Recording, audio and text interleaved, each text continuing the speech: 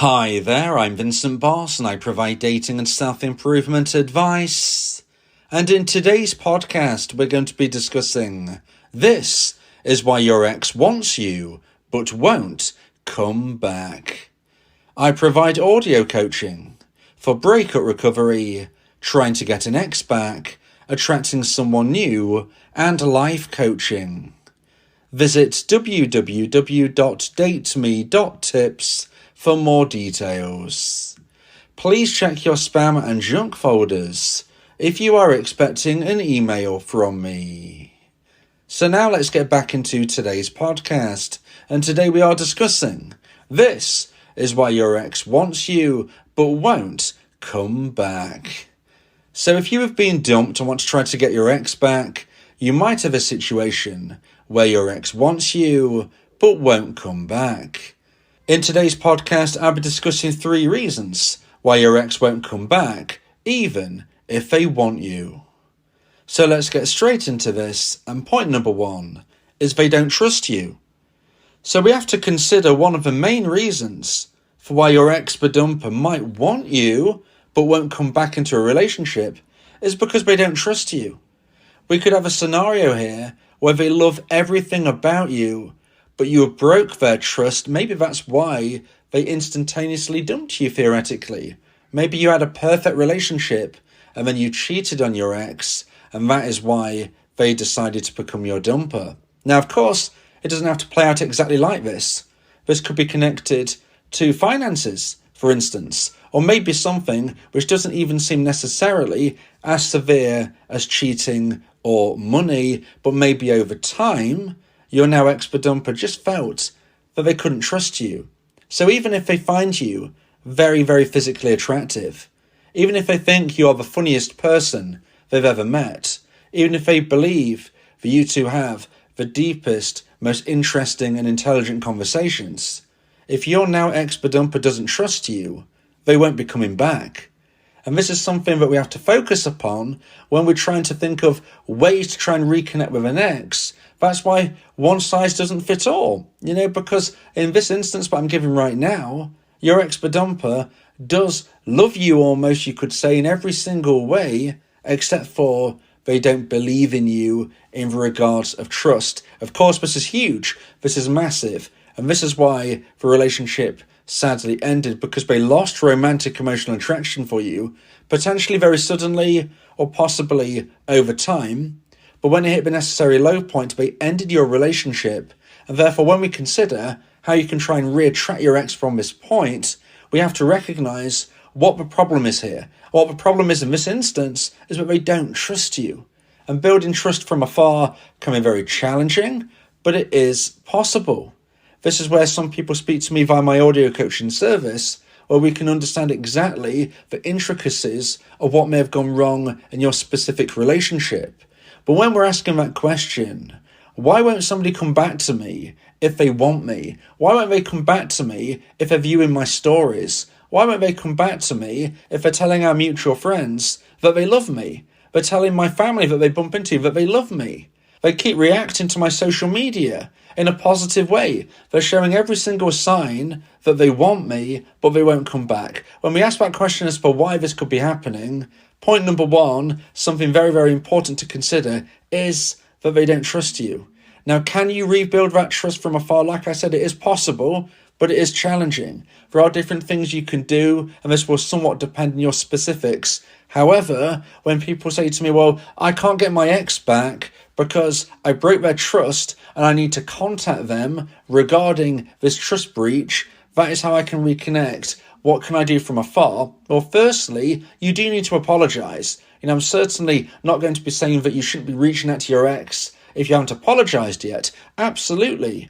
If you broke the trust of your ex, if you cheated on them and they instantly dumped you, then absolutely you need to be reaching out to your ex if possible and apologising and explaining the situation as you see it. I never ever suggest that you should be leaving something unsaid. In my opinion, most dumpees should never contact their ex again unless their ex contacts them first. However, that is post-breakup when the dust has settled. I would suggest that if you've recently been dumped, the dust hasn't settled yet, if you haven't even apologised for the way you broke their trust. Now again, every situation will be slightly different. Maybe you did something a long time ago, you were dumped, and you've never spoke to your ex again. Even in this instance, you probably have the scope to try and apologise. I absolutely believe you need to apologise, but only once, maybe occasionally twice if you need to explain something. But generally speaking, once is enough, but apologies are so important. If you broke their trust and you don't apologise, they're never going to regrow that attraction. If you have apologised and they still don't want to reconnect with you, this is when you need to be using the hints, tips and advice that I can give you to grow that trust from afar, because at that point, you should be never contacting your ex again unless they contact you first. So now let's get into point number 2 and the second point of today's podcast. Please like this video if you're watching on YouTube and subscribe to the channel. And point number 2 is deal breaker life goals don't align. So again, we're asking ourselves that question about why won't my ex come back if they want me, if they're showcasing interest, if they're telling people they love me, if they're watching my stories, if they're interacting with my socials in general, and any other way that they could be showcasing interest and desire. Why won't they come back? Why are they just staying within this realm of almost orbiting your life but not wanting to be part of it? Well, point number 2 is that deal breaker life goals don't align. So in my opinion, there are certain life goals, as I refer to them, which are deal breaker life goals, which mean if they don't align, you can't be in a relationship. So even though you might find each other incredibly physically attractive, you find each other incredibly funny, you think you have the best conversations with one another, similar to how I was explaining point number 1, even if all of these things are connected, if you have one or more deal breaker life goals which are different, then this is really going to cause a problem, which in my belief, you can probably never reconnect unless one of you genuinely changes your stance. So for instance, when we ask ourselves, does it matter if somebody doesn't like the same favourite movie as me? Well, of course, you can probably guess, no, it doesn't matter. If you have a different favourite movie to your partner, that is not a problem. If you have a different favourite colour, it's not a problem. If you like different types of food, it's not a problem. Okay, you might need to try to find some level of compromise of so you can actually enjoy a meal together, but generally speaking, if you like different types of food, that's not a problem. But the deal breaker life goals are problems. And I'm going to go through them now so you can see in your instance and your respect whether you and your ex have deal breaker life goals which don't align. Because if you don't, this could be a sign of the instance of why your ex might want you in every single way, but they can't come back to you because you don't match with your deal breaker life goals. So my first one is children. Do you want to have a child? Does your ex want to have a child? If you feel differently on this, then this is a deal breaker life goal. And the reason why it's a deal breaker life goal is, as you can tell, it's a huge life moment. If, for instance, you want to have a child and your ex doesn't, then let's consider the possibilities. If neither of you change your stance, then, for instance, you want to have a child, and let's just say you get back together and you never do, you're probably going to end up resenting your ex if you get back together, your now partner again. You're going to be resenting them for taking that choice and decision of not having a child when you're desperate to have one. If, for instance, you get back together and your ex says, yes, let's have a child together, even though they don't really want one, this again could be problematic moving forward, where they might resent the situation because having a child is a huge responsibility and there is a level of freedom that, of course, you will lose. You're not going to be able to just go on a trip whenever you want to if you have a responsibility of bringing up a child.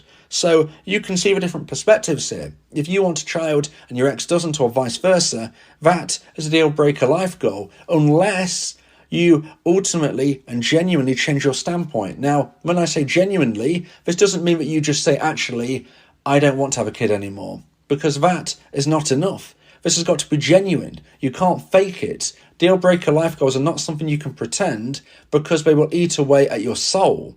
So, what are the other deal breaker life goals? Well, another example that I would give is if one of you wants to travel around the world and the other doesn't. Now, of course, it doesn't have to be around the whole world. Use your common sense when I'm saying this. But if one of you wants to travel and the other doesn't, if one of you wants to live in a big city and the other wants to stay in the rural village, you can see what I'm getting at here. Again, one of you will end up feeling upset and resenting the other if they decide to just go with the flow and go with what their partner wants if they genuinely don't want this. Homesickness is a very, very powerful fact which can really go against your relationship.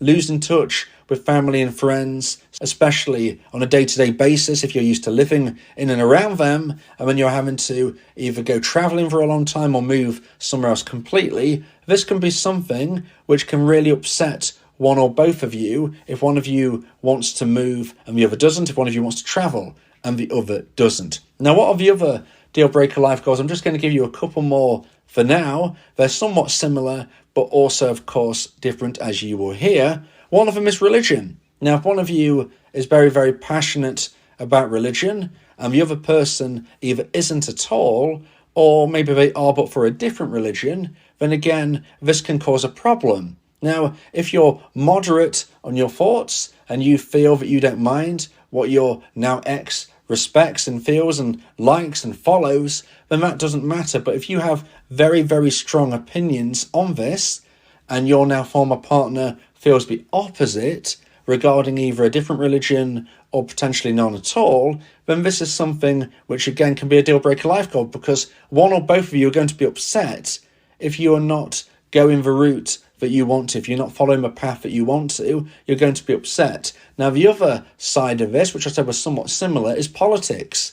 If one of you is very political on one side of the equation and the other very political on the other side of the equation, again, it's a deal breaker life goal. Once more, if it's moderate, if you don't really mind per se what your ex feels and thinks and wants to follow, then it doesn't matter. But if you're feeling really, really passionate about something and your now ex feels the opposite, this could be the reason why your ex doesn't feel they can be in a relationship with you, even though they want you. They want you in every single way, but something doesn't quite match. And deal breaker life goals, sadly, can be something which sometimes are not able to be overcome. Like I said, you can't act, you can't pretend, you must follow the reality of your heart, because otherwise you will really end up begrudging what you feel your ex, your partner at the time, has almost persuaded you to do. Because if it's not in your heart and soul, then you're likely to be upset further down the line. Now, if you want support and guidance on how to try and increase the chance of one day getting your ex back, then you may want to consider my audio coaching service, where me and you can speak one-on-one about your unique specific situation. Go to my website www.dateme.tips for more details about how I can become your coach and your teammate via my audio coaching service. So now let's get into point number 3 and my final point of today's podcast about this is why your ex wants you but won't come back. And point number 3 is third-party judgment. So what I mean by this is you've gone through a breakup. Your now ex is the dumper. Now, anybody who is close to you, family or friends, are likely to be on your side of this. Not always, but often you might see a situation where your friends and family are supportive of you and they can't believe that your now ex is your ex. They can't believe they dumped you. And they can be very territorial over you, very protective over you. And this is somewhat understandable. Now, sometimes we'll see a situation where your ex, the dumper, wants to come back, but feels that they can't come back and therefore they won't come back because of this judgment from third parties, family, friends. Maybe it was mutual friends who are no longer their friend. Maybe it's family that they feel very awkward around. They're thinking, look, I can't get back together with you because the next time I see your parents or your siblings, they're going to give me a hard time. I'm going to be feeling very awkward, maybe even feeling scared. Now, sadly, this can sometimes be a situation where even if you and your ex rectify the situation, you manage to proceed and actually want to reconnect, but a third party is actually preventing that reconnection becoming official. Sometimes people get back together secretly because we're afraid of what their family or friends might say. Now, this shows the example of even if you two manage to heal your relationship, the third parties involved might not feel it is fair, justified, or good for you. Now, you might agree with them in the future, you might not. You might try and explain your stance. Maybe people are saying to you, well, you were really upset when you were dumped. Why do you want them back now? Okay, that is an example of what could be. And sometimes a dumper will evolve their thoughts, change their mind, want to reconnect, but feel that they can't, and therefore they won't because of third-party involvement. The judgment of different people, family and friends, can be huge.